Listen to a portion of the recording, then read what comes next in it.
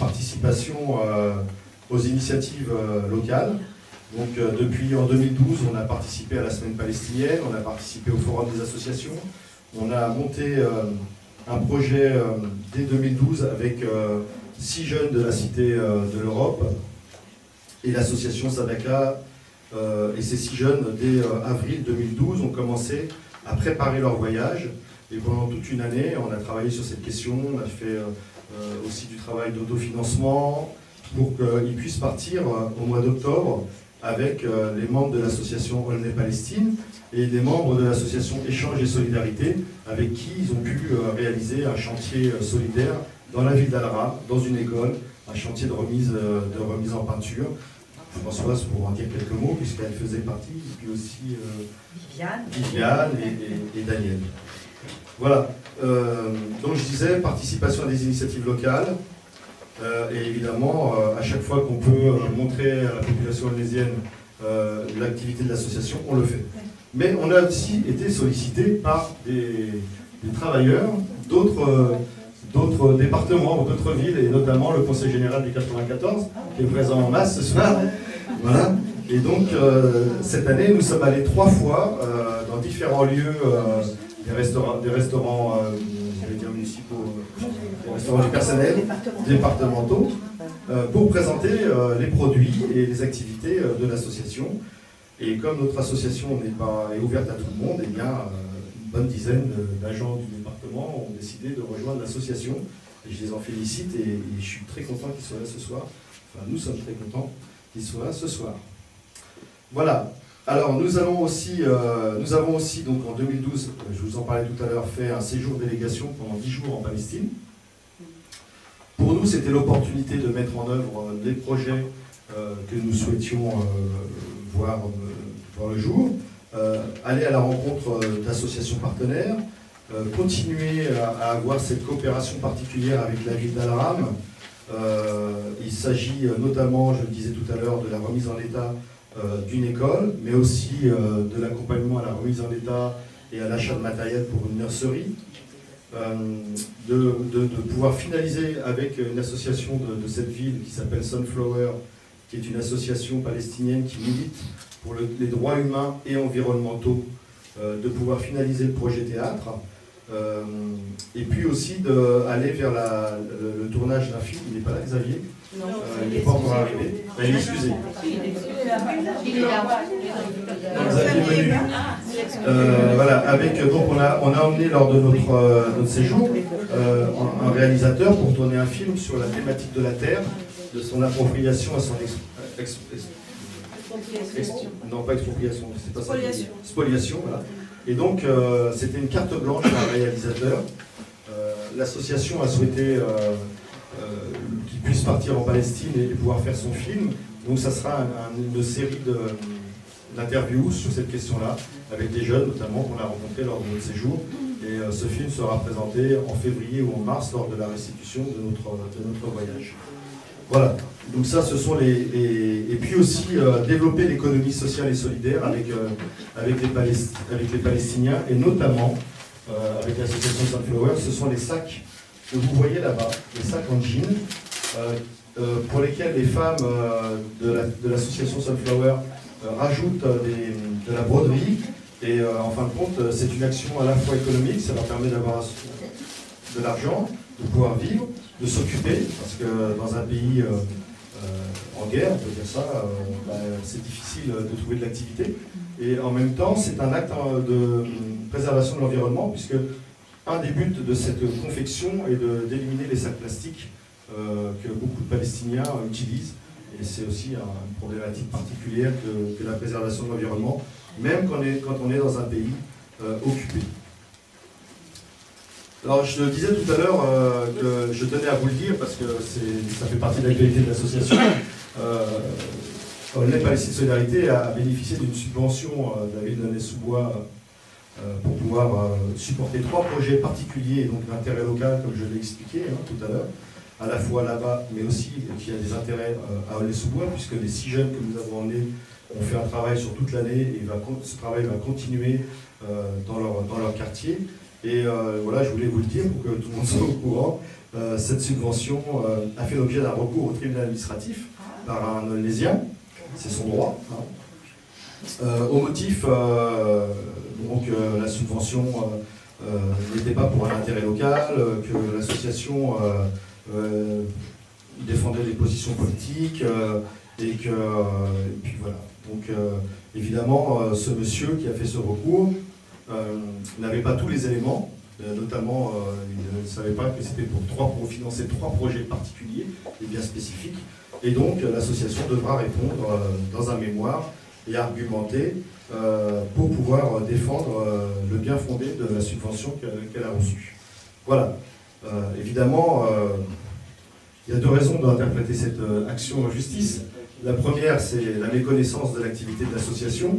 Et puis, il y a une autre hypothèse, qui pour moi est la plus probable, c'est que c'est un acte politique qui vise à atteindre, puisque nous ne sommes pas la seule association qui a été attaquée devant des tribunaux, qui vise à atteindre une association qui se bat à la fois sur le droit international, comme la nôtre, mais aussi pour la justice et la paix entre le peuple palestinien et le peuple israélien. Voilà, donc je tenais à vous le dire parce que je trouve que c'est un acte de transparence et c'est normal que vous soyez au courant. Voilà, donc nos perspectives, j'en ai plus pour très longtemps, nos perspectives pour 2013. Alors, eh bien, nos perspectives pour 2013, c'est que l'ensemble des adhérents de l'association renouvellent leur adhésion, évidemment, qui est toujours au même prix. C'est de continuer de renforcer la coopération avec la ville d'Al-Haram, de continuer nos campagnes Olivier, prisonniers, théâtre et économie solidaire, et de préparer aussi le prochain voyage qui s'effectuera en fin d'année 2013, voyage durant lequel nous souhaitons travailler plus particulièrement cette année sur la question de la place des femmes dans la société palestinienne, pour plusieurs raisons. D'une part parce que la Palestine vit toujours sous la loi jordanienne, et donc les femmes se battent pour que le code d'honneur disparaisse de cette loi. Il y a eu des marches, etc. Donc c'est normal.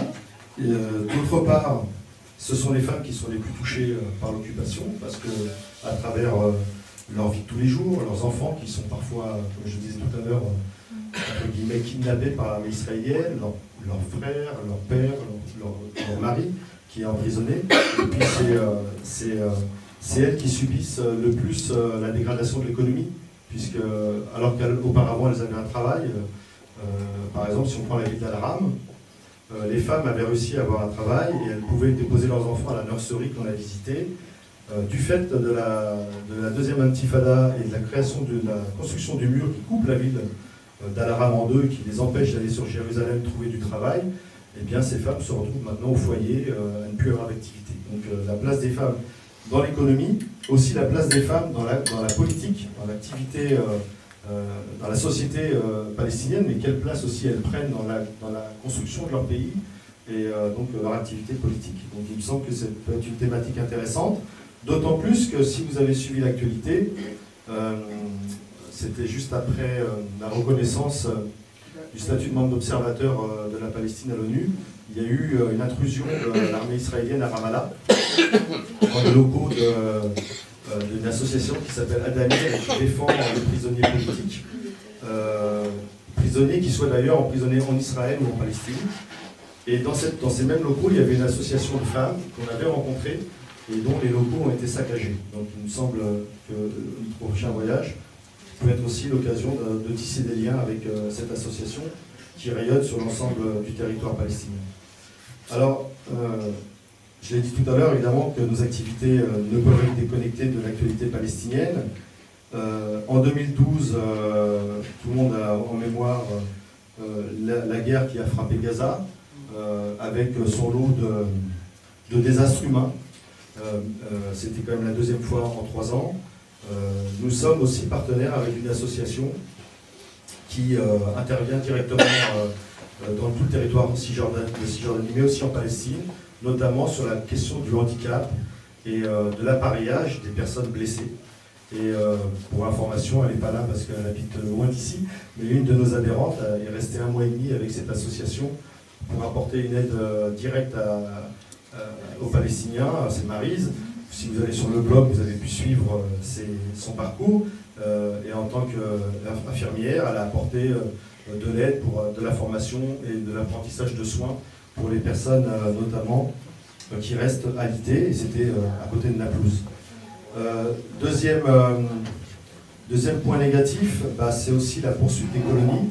Là aussi, en réponse à la reconnaissance du statut de membre observateur à l'ONU, c'est la relance de la construction des colonies, et notamment les colonies autour de Jérusalem, où aujourd'hui on a entre 15 000 et 20 000, alors ils appellent ça des unités de logement, quand on lit la presse et Internet, et le plan 2020 prévoit de construire 40 000 unités de logement autour de Jérusalem, et séparera complètement la région de Jérusalem et ses environs du reste de la Palestine.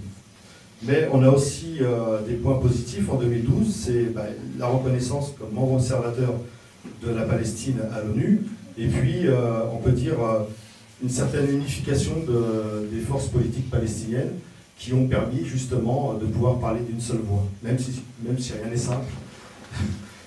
Je raccourcis un peu parce que sinon on y passerait la nuit. Voilà, Noah n'est toujours pas arrivé, donc je pense que ça va.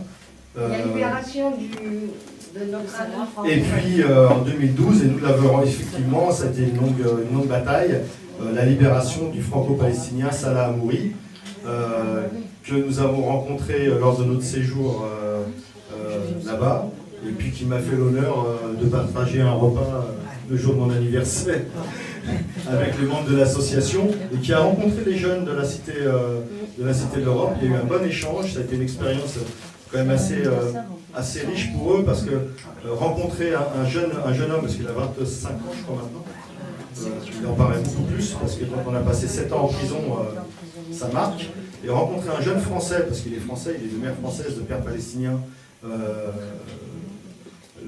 qui sort de prison, qui a vécu quelque chose d'important et qui parle de l'avenir et qui parle sans aucune haine.